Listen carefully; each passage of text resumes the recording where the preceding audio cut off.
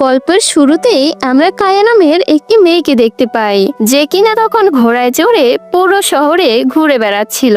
তার একটাই ইচ্ছে ছিল সে ইম্পেরিয়াল কলেজে ভর্তি হবে, যেখানে শুধুমাত্র ছেলেরাই পড়াশোনা করে। কোনো মেয়েই এখন পর্যন্ত সেখানে পড়েনি। কিন্তু কায়া মনে মনে তখন ঠিক করেই নেয়, যাই হয়ে যাক না কেন এবার সে এই কলেজেই পড়বে।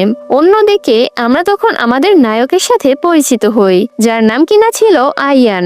সে তার গাড়িতে বসেছিল এবং তার সহকারী সোহেল গাড়িটি চালাচ্ছিল। হঠাৎ গাড়ির সামনে একটি মেয়ে এসে পড়ে এবং সেই মুহূর্তে কেউ ঘোড়ার পায়ে একটি পাথর ছুঁড়ে মারে। পাথর লাগার কারণে ঘোড়াটি ভয় পেয়ে যায় এবং দ্রুত দৌড়াতে শুরু করে।